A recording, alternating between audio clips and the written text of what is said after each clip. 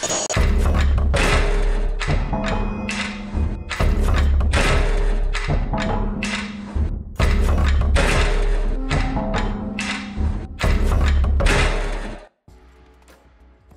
going on, Predators? Travis here from Apex Predator Outdoors. Today I wanted to bring you something that has been much requested, and that is a kind of introductory series into bow hunting and archery in general. I have been, since I was about 10 years old, I've been outdoors, I've been hunting with a rifle and such. And I think it was about 7 years ago I started picking up bows and shooting and bow hunting. And ever since, I think I've only rifle hunted maybe twice. And so it's been a big life-changing thing for me as far as hunting goes.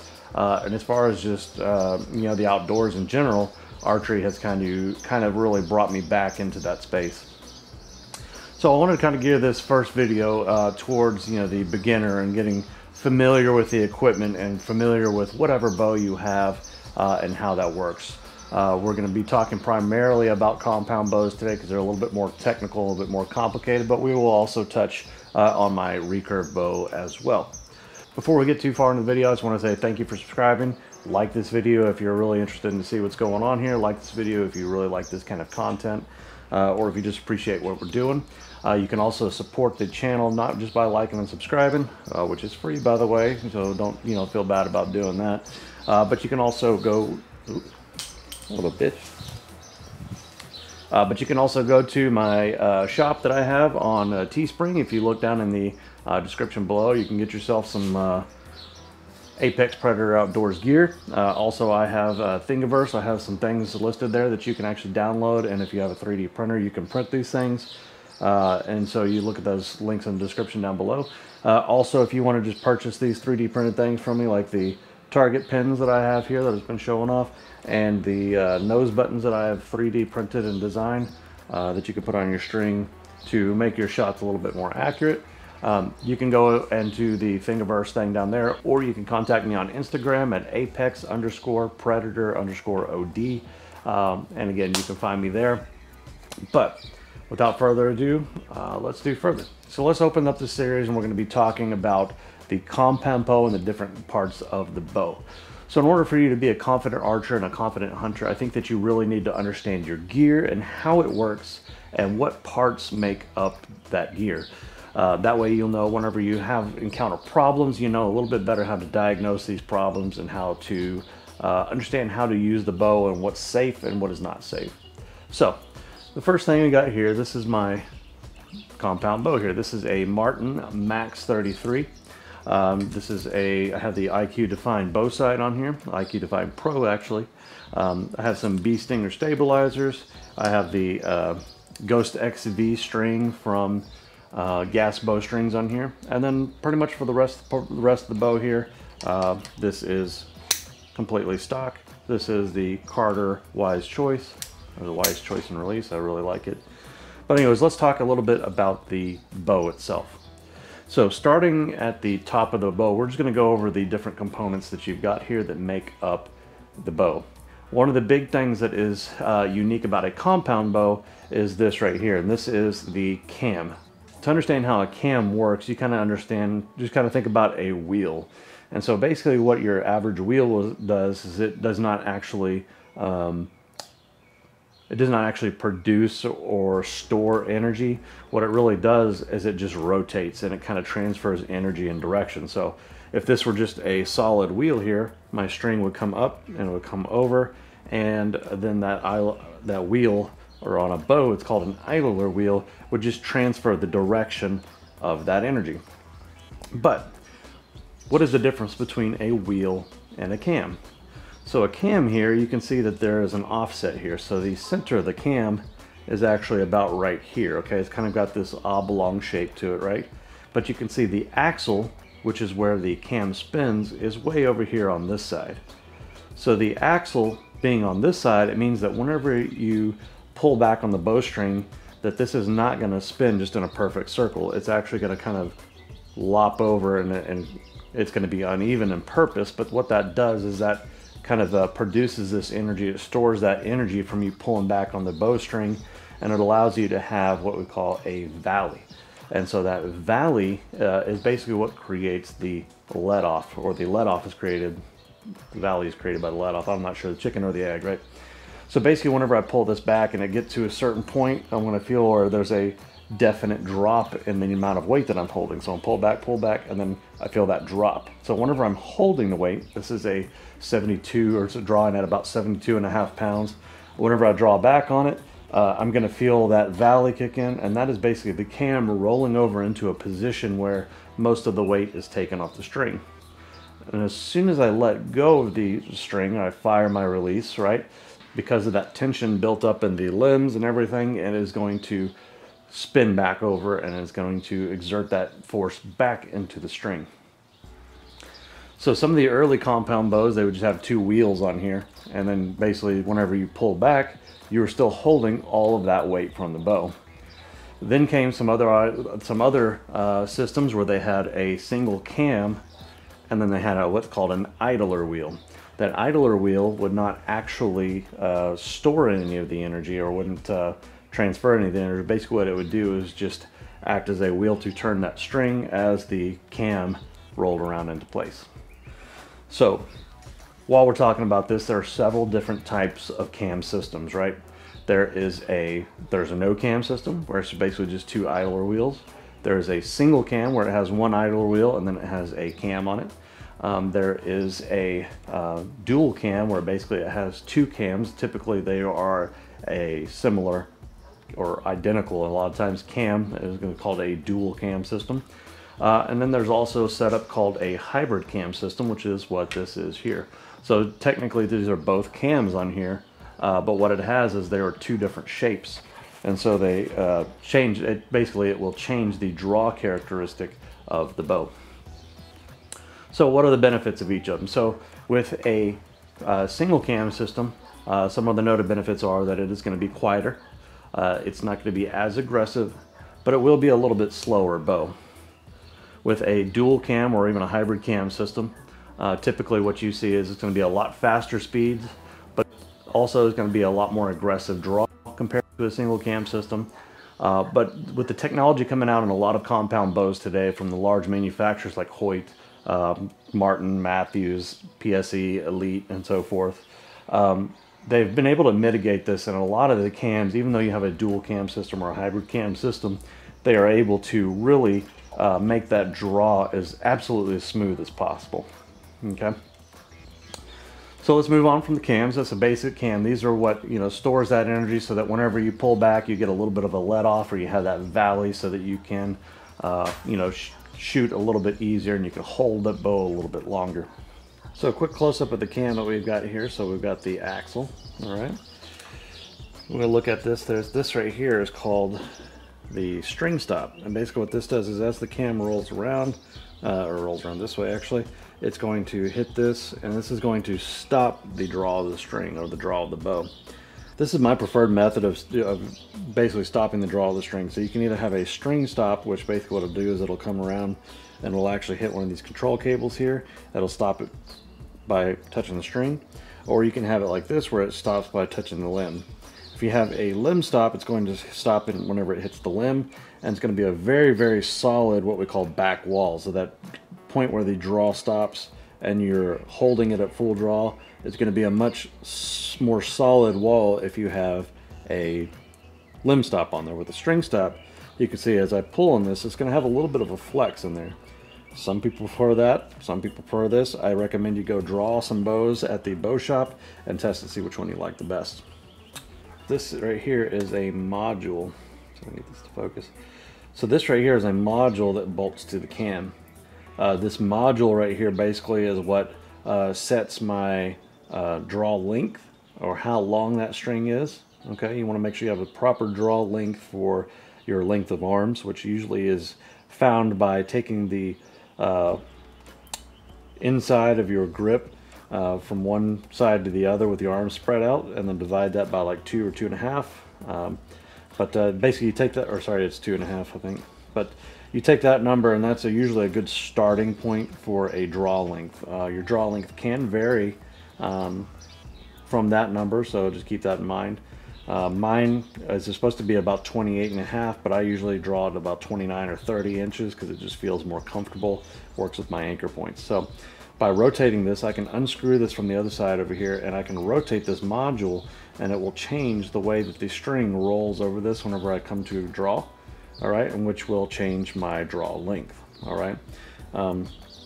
The combination, and depends on the bow, there's a lot of different variances here between different bow manufacturers and even different bows from that manufacturer, but basically the variance from this, or sorry, the different settings of the module here and the string stop in combination with those two things is going to change your draw length and the let off of the bow.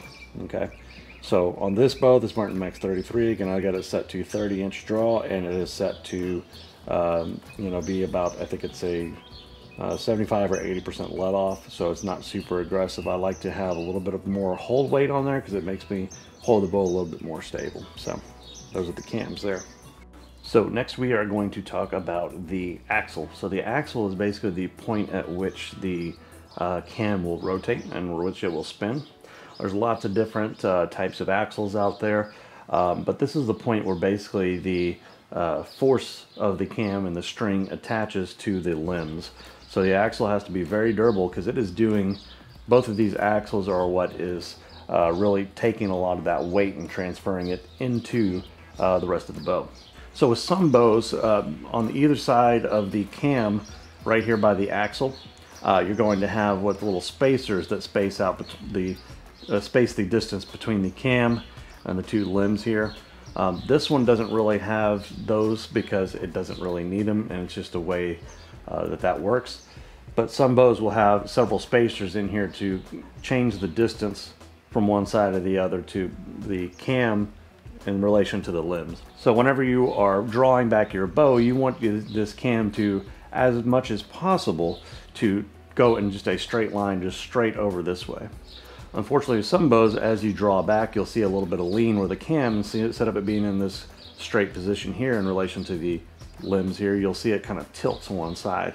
That tilting of the cam to one side or the other can actually induce arrow flight into, like, with the arrow curving to the left or to the right. So definitely something you want to make sure that you've got under control. If you have a severe cam lean on your bow, it's probably a indication that you have something wrong that needs to be adjusted, whether you have missing spacers, incorrect spacing, something wrong with the string. There's a lot of things that can go wrong there. So this is why I always recommend you going to a pro shop and getting your bow worked on until you understand a lot of these things a little bit better. So the ATA length of a bow, or the axle to axle length of a bow, is really one of the big things today that makes changes the feel of the bow. So you'll see a lot of things like this is the Max 33 bow from Martin, and basically it has a 33-inch axle to axle length. So there's a lot of other bows on the market these days that are a lot shorter, and so you have a 28-inch axle to axle length on some bows, 27-inch on some really small bows. So what does that axle to axle length really determine? Honestly, the main thing that it determines is the accuracy of the bow. And again, this is one of those things that's been true for the longest time, but honestly it's starting to change the way the technology is working with a lot of bows today. I've seen, like for instance, recently Chris B did a video where he shot his Mathews V3. He shot the 27 and the 31 and found that they shot nearly identically, even at longer ranges. You'll see a lot of target bows out there that are a lot longer. You have sometimes up to 39 or 42 inches axle to axle length here, and because the idea is that the longer and the straighter that the riser is, the more accurate that of a bow it's going to be. And these are things that are coming out more and more. This is a 2018 bow, and you can see this is typical of the style of a lot of bows back in 2018, where it has a little bit more aggressive angle here. There's a little bit of an angle here in the riser, which we'll talk about more in a second. A lot of the bows coming out in 2020, 2021 are going to have a lot straighter risers, and they found because that makes a bow a little bit more accurate. Okay.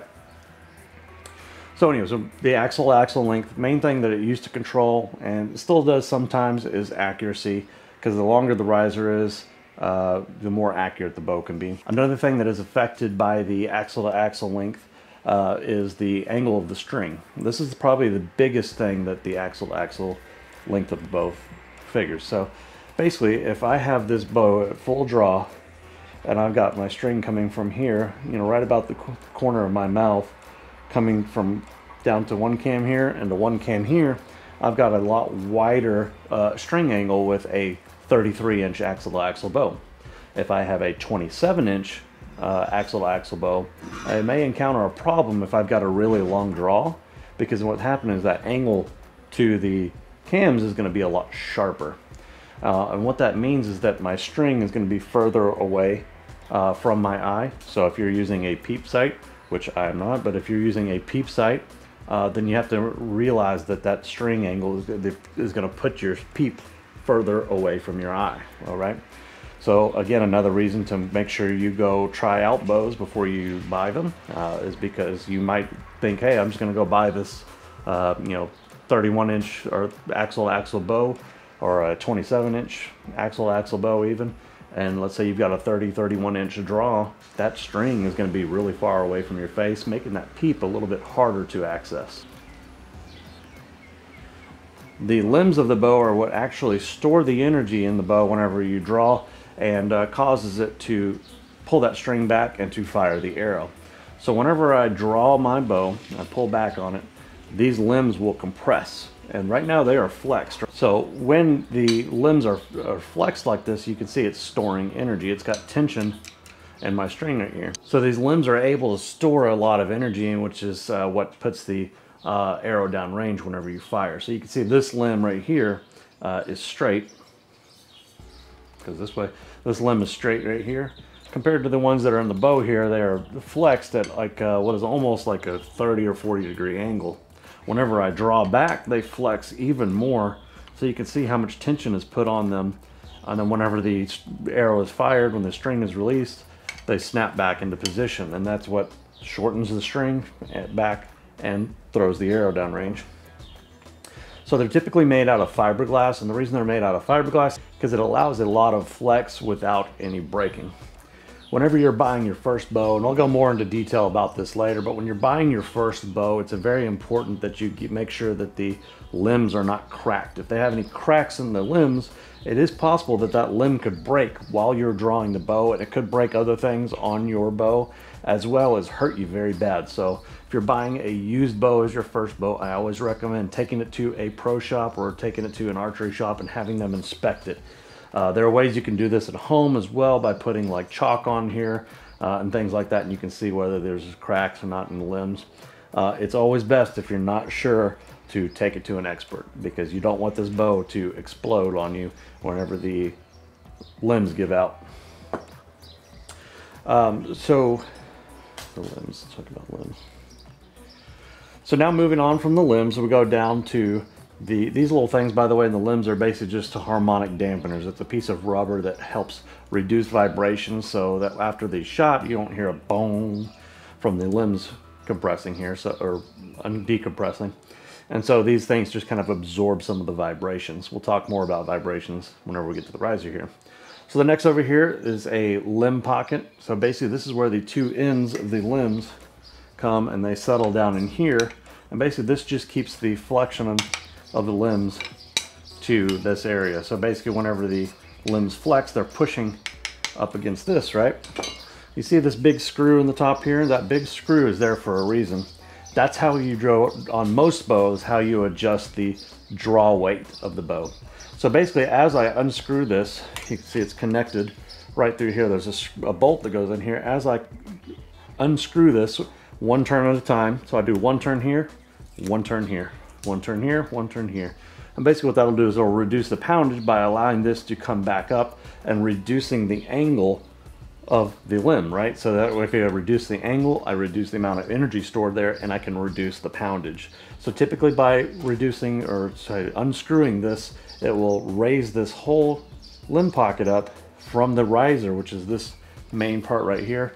And whenever I separate the limb cup and the riser, it's going to decrease my poundage of the bow by decreasing the flexion in the limb. All right, so that's the limb pocket there. Next, the main big part here is the riser.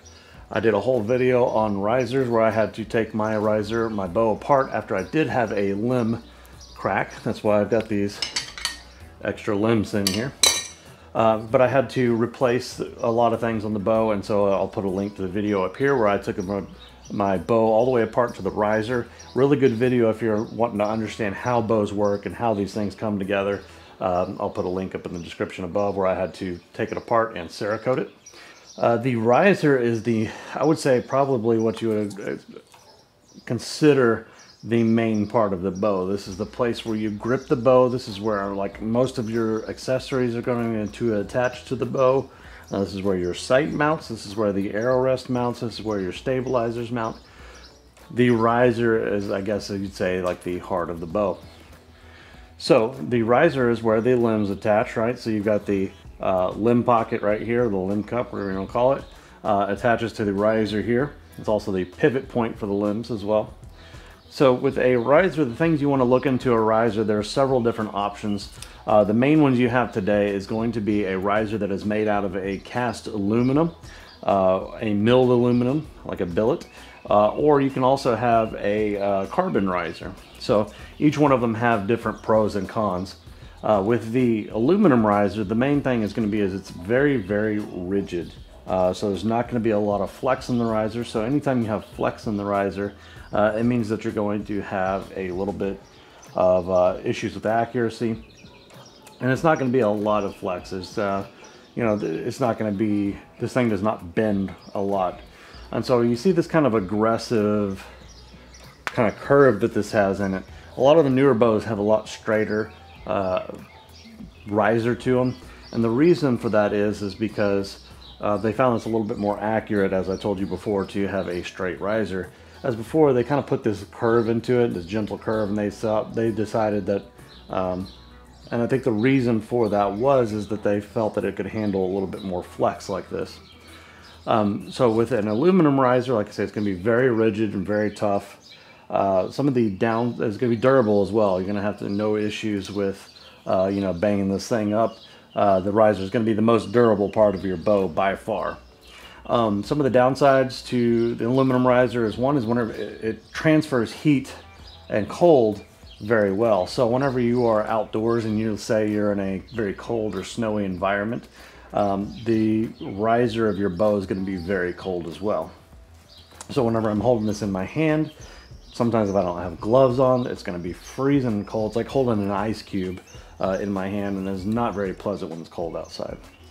The other thing that's going to be it's going to be a little bit louder in a lot of cases because, as I'll show you a little clip from this video I did.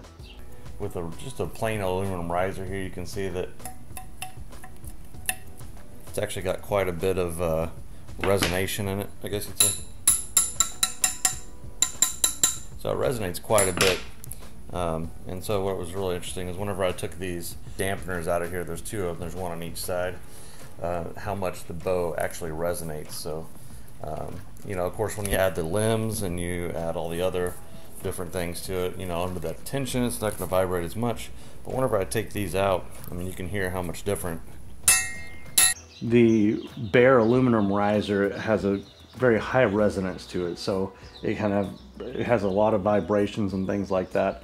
They can easily be deadened by putting things like these rubber materials and things like that on there. And once the limbs are on the bow as well, it will quieten everything down because you've got a lot of tension placed there. That tension will help with that resonation and help get rid of some of it. And the last downside to the aluminum bow is that it's going to be a little bit heavier in most cases. There are exceptions like this bow here. A bare bow in the Martin Max series is 3.9 pounds. I think on the newer ones it's about 3.7 pounds. So now moving on to the carbon bows, some of the benefits of the carbon bows are that one is it's not going to transfer that cold as well. So it's going to be able to stay warmer in the hand. It's not going to, you know, freeze your hands off whenever you are in a cold environment, which is very good. It's naturally going to be a little bit quieter because it is made out of a woven carbon substance, so typically out of a woven carbon substance, so it is going to be a little bit more dead in the hand, a little bit quieter. And also with a carbon bow, like I say, they are going to be very light because carbon itself is much lighter than aluminum or steel. The downside of the carbon bow is that it is possible to get a little bit more flex in that bow. Also, it's not going to be quite as durable if you drop your bow, or if you hit it on something, you drop it on a stump. There's a chance that you could crack or break that carbon in there, and it could cause issues. Most people aren't going to have issues with that. The other problem with carbon is really that it's going to be a lot more expensive to have a carbon bow than it is to have a aluminum riser on a bow. Okay, the most popular carbon bows out there are going to be like the Hoyt RX series, the Redworks series. There's also the PSE Carbon Air Stealth Mach 1 or whatever it is. There's a lot of different carbon bows out there that actually do a really good job, great bows, but they're not for everybody. There's some people like Cameron Haynes that used to shoot a carbon bow with the Redworks series. Now he actually stepped back to, I believe it's the Axios series from Hoyt, and he went to an aluminum riser because he preferred that. So anyways, just things to keep in mind. And there's, like I said, there's no one answer for everybody. Everybody's going to find which one they like the best, and they're going to go with that. So with the riser, you have mounts on here for your sight. Okay, there's just two holes right here that the sight screws into. Some bows will also have a mount on the side, like I think some of the Matthews bows have a mount here for your quiver, so you can mount a quiver on the side. A lot of bow sights will also have holes here for quivers, so you can mount your quiver to this instead. The benefit of having it built into the riser is that you can mount your quiver straight to the riser, and you don't have to have quite as big of a quiver on here. Next thing we've got over here is we've got this, what we call a burger hole. This is basically a hole where you mount your rest to. Okay. The reason they call it a burger hole is because there is a thing called a burger button that goes on some of the recurve bows, and what it does is it goes in with the arrow shelf, and it helps that flex. So when the Archer's Paradox kicks in and you release the arrow, it helps that arrow stay away from the riser of the bow.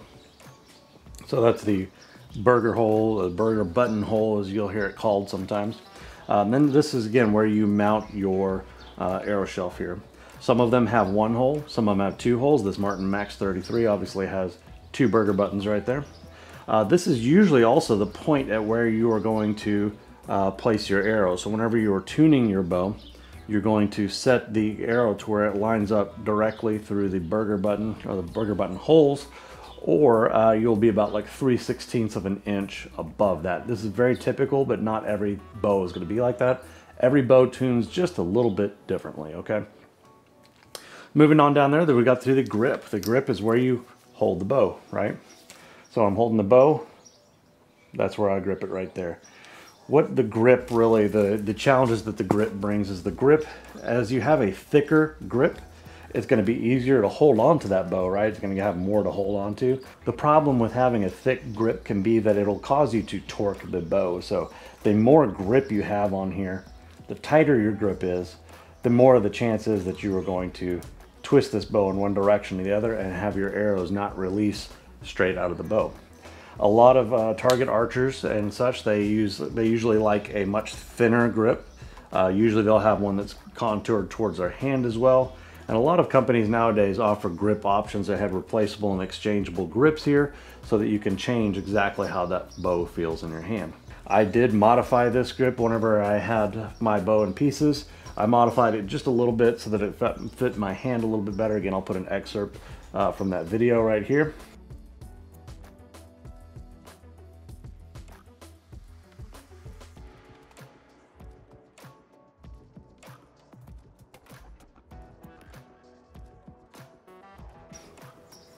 And basically what I did is I did that just so it can fit in my hand a little bit easier, so I can have a little bit better feel in my hand from what the factory was. The factory worked just fine, but I wanted to really customize it to my hand a little bit more. Okay. So next down here, this is the stabilizer mount. The stabilizer mounts usually right below the grip. Some of the newer bows, it's actually mounted a little bit lower, right above the lower limb cup. All right, and then some bows have a rear stabilizer mount, and some do not. This right here that I'm running is the Apex Gear. I can't remember the name of it, but basically what it is it allows an attachment of 3 things. It allows you to attach a forward stabilizer, a rear stabilizer, and a wrist strap to it, all from the front stabilizer mount right there. Okay, so stabilizers, we'll do a more in-depth talk about those. Basically what stabilizers do is they help you hold the bow more steady. So whenever I am at full draw here, I can hold this bow a little bit steadier. So I want to balance it. I want to help balance it in my hand by using different stabilizations here. So that's the basics on stabilizers. This is another part of tuning. I recommend getting everything set up on your bow first, and then the stabilizers are really going to help you with more than anything is going to help you hold that bow on target so that you don't have any large amounts of pin sway. Okay, and so that does it for the riser. All right, so next we got this little bar that comes out of here. Okay, this is what we call a cable guard. So basically the cable guard is this bar coming out right here, and what this does is this allows you to pull your cables out of the way of the path of your arrow. So as you can see, if I hold this up here, you can see from the string, I got a direct path through my arrow rest, which only comes up whenever the bow is drawn. It'll come up and it'll hold my arrow, going straight through this path here. If this cable guard was not here, these bus cables and the control string would be right in the way of where my arrow goes. And so basically I have this, what I call a cable guard, and this is a roller bearing cable slide here. This goes on the cable guard, and basically what this does is just helps pull these cables back out of the way and allow it to stay out of the path of the arrow. This can be a problem if you don't have these pulled out of the way enough. It can actually make contact with the fletchings of your arrow, and that is a bad thing. So keep that in mind. There's a lot of different ways to do this on different bows. There's cable guards here. There's some new ones that have just basically rollers on there that basically whenever the string comes out of here, it goes into these rollers and that holds that out of the way. A lot of different types of systems for this, but basically that's the main purpose of this, is just to hold these control cables out of the way. And then now down here at the bottom, coming out of the back of the riser, on this one it is diametrically opposed to the stabilizer. This is the string stop. Basically it's just a rubber stop here. And what it does is whenever the string fires, it hits this and it keeps it from going too far in this way and slapping back and forth. It stops the string. It's pretty straightforward. This is an adjustable string stop, so I can adjust the angle of the string stop as well as the distance from the string here. Without a string stop on the bow, it's a lot more likely to have some of that kind of a bong noise, or that string twang whenever you fire the bow. The string stop is really key in keeping that noise from happening. All right, and so last but not least, going on the basics of a compound bow, we have these strings here. So this right here is your actual main bow string, okay? This one that goes from the back side of the cam across from one cam to the other. This, where you attach your arrow here, this is called the bow string. So if you need to replace a bow string, this is the one you're going to replace right here. This right here, these two cables, these are called the control cable or bus cable, depending on their function. So a control cable typically goes from one cam to the other cam, and the bus cable is one that goes usually into a yoke, a tuning yoke, from one side or the other. So the yoke, basically what it'll do is you'll see a split come like this, like a yoke on an oxen or something, and it'll come from usually like the edge of the limbs here, and then it'll come into another cable and then go attached to the other cam over here. Is typically what a bus cable looks like. Correct me if I'm wrong on that. And then a control cable is usually what goes from one cam to another cam. So this bow basically just has two control cables. So it has one that kind of starts here, wraps around the center of this cam here. You can see if I follow it up, goes up through here, and then it wraps around the peg on the outside of this cam here. The other cable here starts right here around the center of this one, goes the opposite direction, and it hooks onto a peg here. All right. So the bowstring comes around, goes around this cam here, and then it rolls inside and attaches to the inside of the cam here. And on the other side, same thing. It rolls around the outside of the cam here, and then attaches to the inside of the cam right there. All right. So basically, whenever I draw back the bow here, it's pulling on this cam in a way that it makes it want to roll. As it rolls, it takes some of the flex and the control cables to just help keep everything lined up. Keeps that tension in there as well. On your bowstrings, if you see any kind of fraying or anything like that, that can be an indication that the bowstring is worn and it needs to be replaced. Also, the same thing goes for your control cables and your bus cables. So if you see any fraying or wearing, get it checked out by a bow shop.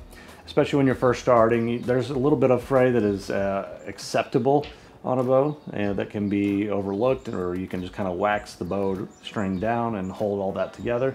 But there is a certain amount of it that whenever you see that amount of wear on the bowstring, it definitely needs to be replaced.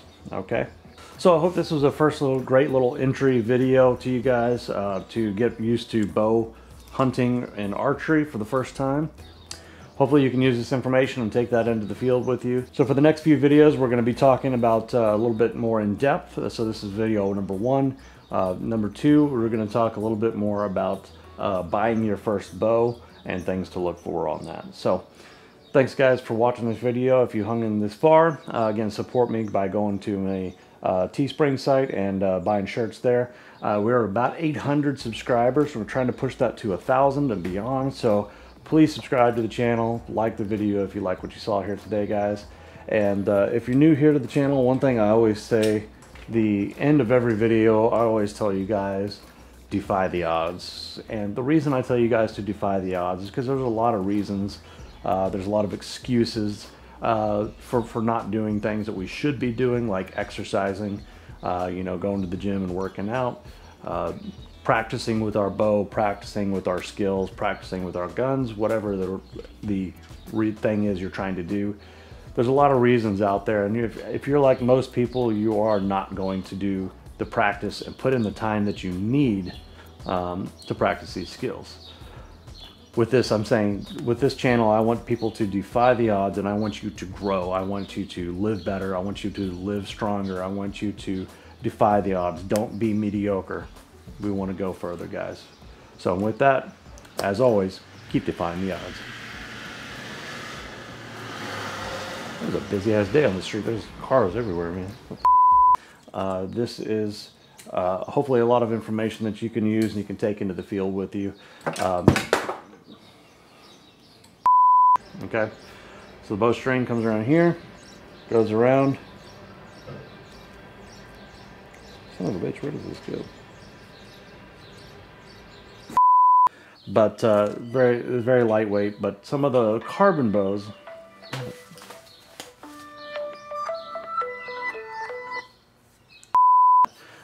each of the limbs, they have a lot of tension in here. Wow.